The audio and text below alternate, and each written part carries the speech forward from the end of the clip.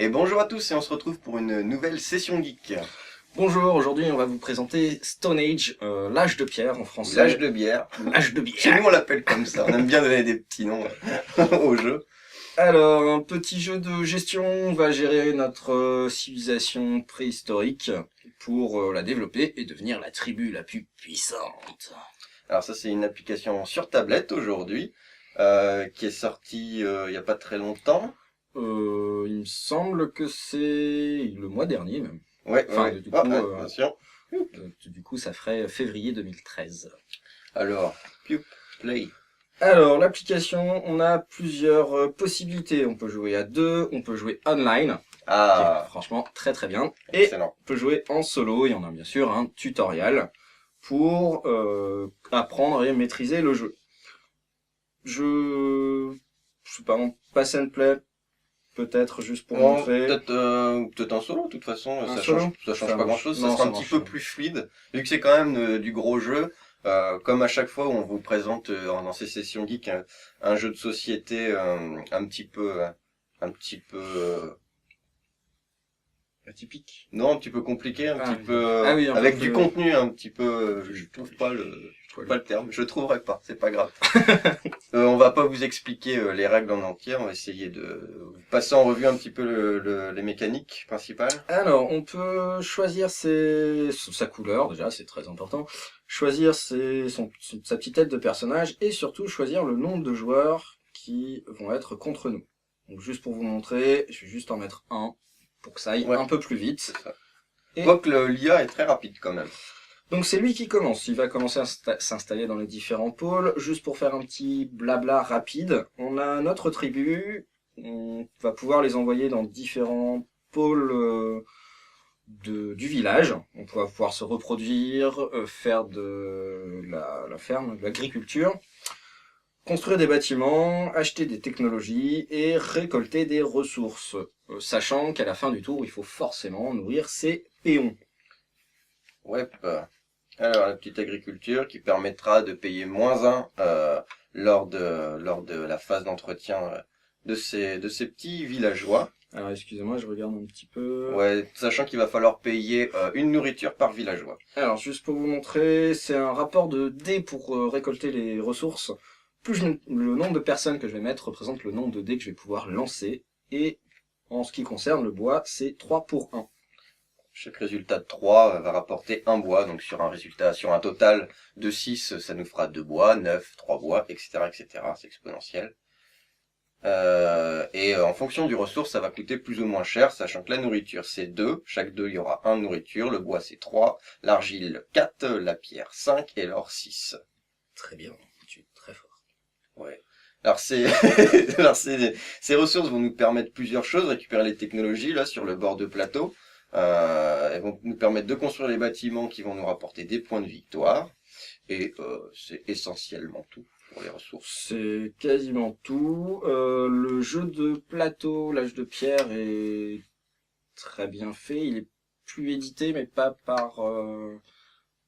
Enfin, c'est surtout par faute de moyens. C'est la personne qui s'occupe de la boîte d'édition de l'âge de pierre et un système assez particulier pour envoyer ces jeux en impression. C'est c'est une sorte de regroupement, en fait, si vous voulez, de personnes pour que ça coûte moins cher. Et pour l'instant, ça fait 1 an qu'elle essaye de réimprimer son jeu, mais il n'y a pas assez de personnes pour envoyer le tout à l'usine.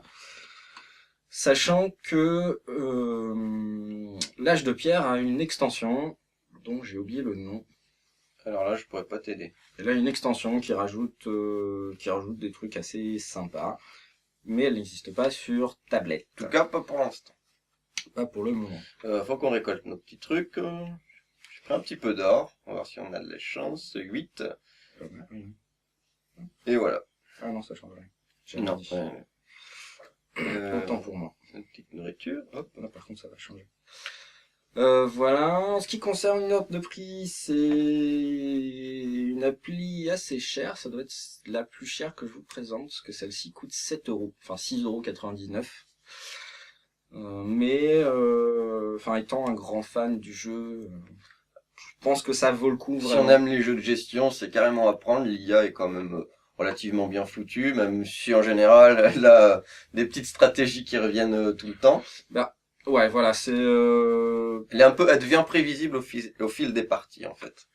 Et puis surtout une priorité pour prendre 2 des 3 bâtiments qui sont ici. En général, elle prend en premier la reproduction, en deuxième la ferme. C'est ça.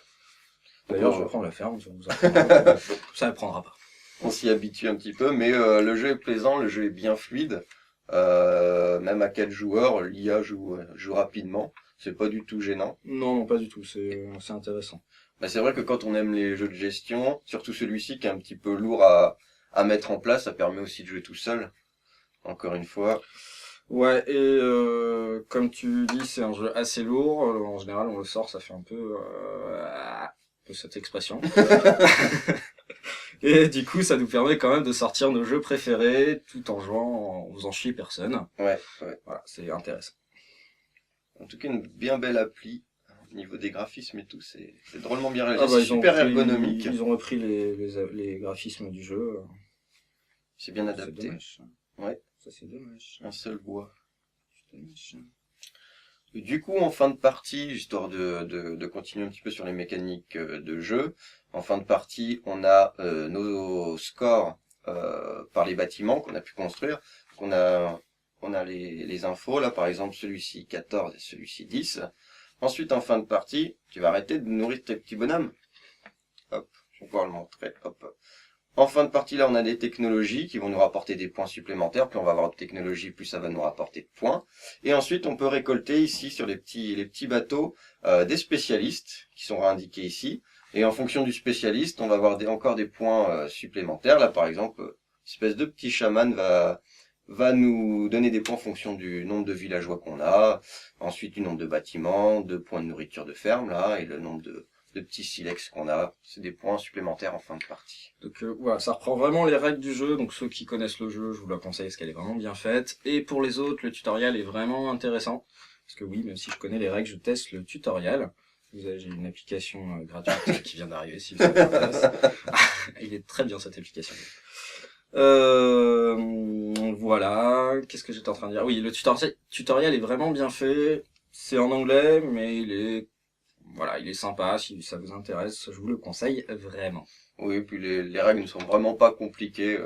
On prend vite le pli. C'est ça. Une très bonne application, en tout cas. Il me semble qu'on a fait le tour. On a montré vite fait mais je vais retourner sur le menu juste pour regarder.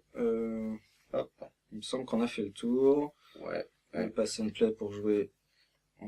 Il y a les règles qui sont expliquées. Il y a un petit système de points, donc comme à peu près tous les jeux, il y a un classement. Ouais, avec du multi. Et voilà, il y a des news qui sont envoyées régulièrement. C'est pour soit un changement de graphisme, soit peut-être annoncer la future extension qui sortira. Faut être sympa. Etc. Bah voilà pour Stone Age. Si ça vous intéresse, comme Fire Creation et ça, Hansing Gluck, ouais. Sont les créateurs de l'application. Enfin, surtout Campfire et Hansing Gluck, c'est l'éditeur, il me semble. D'accord. Il me semble. Hein. Ils ont fait d'autres choses. Non, j'ai pas de Hansing Gluck. Et ils ont fait d'autres choses comme Fire, non? Ouais, il me semble. Alors là, tu vas me poser une colle, donc pose pas la question. D'accord. Pose pas la question. Tant pis. Bon, bah voilà. On a fait le tour. Ouais, on a fait le tour. Merci beaucoup de nous avoir regardés et à très bientôt. Ciao, à la prochaine.